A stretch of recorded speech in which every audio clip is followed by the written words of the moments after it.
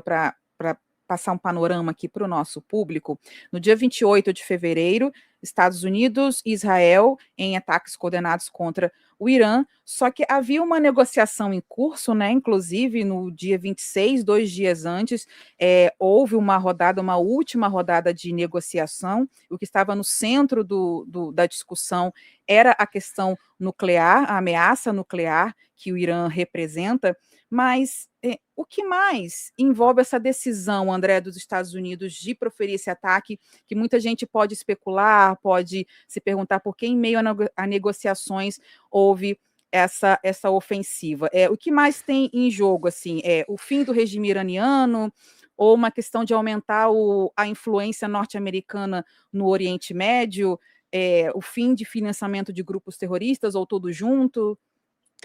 Monique, eu acho que a gente precisa voltar um pouco na história para poder contextualizar o que está acontecendo agora, né? Não adianta a gente só voltar para as negociações que estão acontecendo e nem para a gente tem que voltar para o seguinte fato: o regime iraniano é um regime expansionista, agressivo, que tenta influenciar e controlar uma série de recursos, influências, e eventualmente é um regime que no seu DNA principal ele é anti-Ocidente, anti-Estados Unidos e anti-Israel principalmente.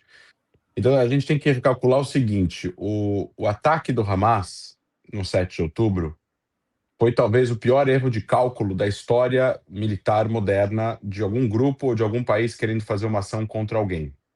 Porque o ataque do Hamas, apesar de ter sido um ataque que por algumas horas ele conseguiu invadir Israel, matar pessoas, sequestrar pessoas, no fim do dia, o líder do Hamas, que tem apoio, que tinha apoio do Irã, que tinha financiamento do Irã, que tinha apoio moral e logístico também do Hezbollah, toda essa cadeia de grupos e liderado pelo país Irã, achavam que Israel iria ruir por dentro, que iria começar uma série de ataques em várias outras fronteiras, e de que isso ia acabar fazer com que houvesse uma insurreição aqui dentro de Israel entre os árabes israelenses, e no fim do dia Israel poderia ruir por dentro por causa dos protestos que estavam dividindo o país, por causa da reforma do judiciário, que é uma coisa que já vinha acontecendo desde 2023. Só que o que aconteceu foi o erro deles no sentido de não calcularam o que Israel ia fazer em resposta.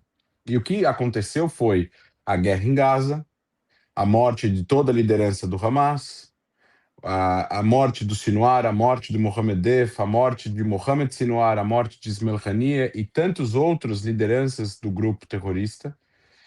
O envolvimento do Hezbollah também foi outro erro de cálculo deles. O Hezbollah até então era o grupo terrorista mais poderoso do mundo, paramilitar, terrorista com 90 mil pessoas, milhares de mísseis, muito dinheiro, controlava boa parte do sul do Líbano. E também, sistematicamente, esse dominó foi caindo.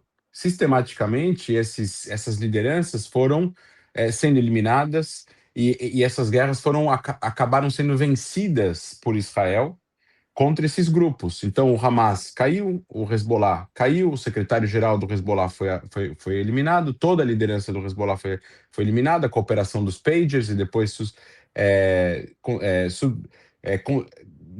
logo depois disso, como consequência da operação dos pagers, também teve a eliminação do secretário-geral do Hezbollah. E aí as coisas foram mudando também no Oriente Médio, porque o que acontece aqui não afeta só Israel, afeta a região. Então, na hora que o Hamas cai, Israel ocupa metade da faixa de Gaza, o Hamas perde bastante apoio. Não tem como o Hamas falar que ganhou a guerra se perdeu metade do território por enquanto.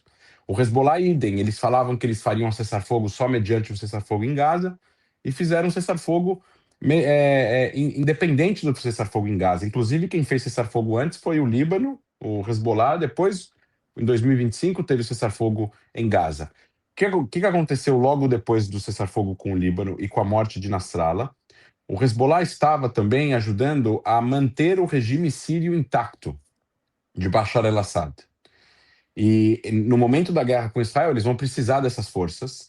E eles vão tirar essas forças da Síria para ajudar na guerra contra Israel. E aí o Bashar al-Assad cai em 3 dias, em 4 dias de combates com as forças rebeldes sírias que estavam no norte do país. Quando cai o regime da Síria e o Bashar al-Assad vai embora da Síria, e o regime muda, isso é um cataclisma no Oriente Médio, porque esse regime durou desde a década de 60, com o pai dele e depois dele. E a Síria era o principal aliado do Irã como país na região. Não existe nenhum outro país que tinha relacionamento com o Irã como a Síria tinha. Então, no momento que o Irã se vê sem o Hezbollah, que é o seu principal escudo paramilitar de guerra de procuração, e sem a Síria como um outro país que ele pode usar o aeroporto, pode usar a capital. A gente lembra da reunião que teve lá em Damasco, que Israel atacou num complexo adjacente à embaixada do Irã em Damasco. Depois que ele perde esses dois grandes ativos que o governo do Irã tinha, o Irã se vê sozinho. E aí, nesse momento, ele toma uma decisão. Vou aumentar mais ainda a minha produção de urânio e vou aumentar mais ainda a minha produção de mísseis balísticos.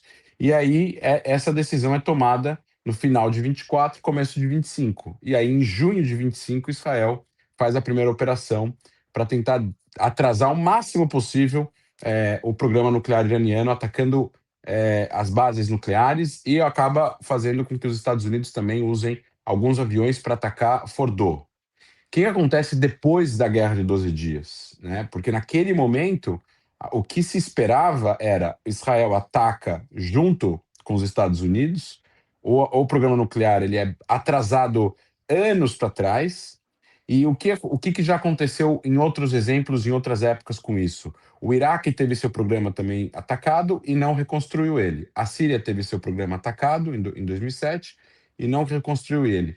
Talvez a mensagem era, depois desses 12 dias de cessar-fogo, o Irã não vai tentar reconstruir o programa. Só que o que o Irã fez foi exatamente o contrário. Eles primeiro declararam que eles rompem totalmente a cooperação com a Agência de Energia Atômica. A partir do fim da Guerra de 12 Dias, eles fazem exatamente o contrário. Eles falam, não vamos mais falar com a Agência de Energia Atômica, proibindo a eles a visitar lugares, ver onde está aquela meia tonelada de urânio enriquecido a 60%. Quando eles fazem isso, eles estão rompendo uma cláusula do acordo que eles assinaram do JCPOA, que apesar dos Estados Unidos terem saído, ele estava vigente, porque os países europeus também fazem parte desse acordo. E no momento que o Irã faz isso, depois da guerra de junho do ano passado, os europeus ativam a cláusula, que inclusive não tem como ser vetada, do que a gente chama de snapback, que é as sanções europeias pesadas contra o Irã. E isso acaba prejudicando ainda mais a economia do Irã e faz com que as pessoas comecem a protestar nas ruas. Esses protestos que começam a acontecer, ao mesmo tempo, em paralelo, que o Irã está correndo para tentar produzir mais urânio, ou para restabelecer o seu programa nuclear. Eles não tinham como enriquecer urânio depois da Guerra dos 12 Dias, precisam reformar tudo que foi destruído, mas eles estavam ativamente fazendo isso, estavam dando dinheiro que eventualmente poderia ajudar a população para isso, e estavam produzindo muitos mísseis que foram destruídos e usados na guerra do ano passado. E aí começaram a produzir e recondicionar os lançadores. No momento que eles começam a fazer isso em paralelo com todas as sanções econômicas da Europa em cima do Irã, a população vai para a rua protestar. Esses protestos começam por causa da economia e depois acaba virando protesto generalizado por causa do regime, por causa do que o regime faz com eles há 47 anos. E aí, obviamente, muitas mortes nesses protestos, né? E muitas mortes, 30 mil, 40 mil, tem gente que fala em 60 mil mortes dentro desses protestos no começo, em janeiro desse ano. E aí, nesse momento, os Estados Unidos enxerga que esse regime não quer negociar, não quer ceder o que foi pedido a ele, não está querendo conversar com a Agência Internacional de Energia Atômica e está matando a sua própria população. O Trump recebe a visita do Netanyahu no fim do ano passado, na Casa Branca. E nessa conversa, eles conversam a respeito do que pode ser feito em relação ao Irã. E o Trump, no momento que tem essas mortes, ele se convence de que ele precisa agir naquele momento contra o regime. e parece que existe uma ligação entre os dois, onde o Netanyahu fala, não, se a gente for fazer isso, você precisa fazer isso de uma forma planejada para que seja definitivo essas ações. E não fazer uma ação pontual, um ataque pontual que não vá desestabilizar o regime. Como punição por eles estarem matando os seus civis. Que isso era uma urgência que precisava ser feito. E aí foi quando entrou-se, então, em 1 mês e meio, 2 meses de planejamento. Ao mesmo tempo que entrou nesses 1 e 2 meses de planejamento, os iranianos, de repente, queriam negociar com os Estados Unidos.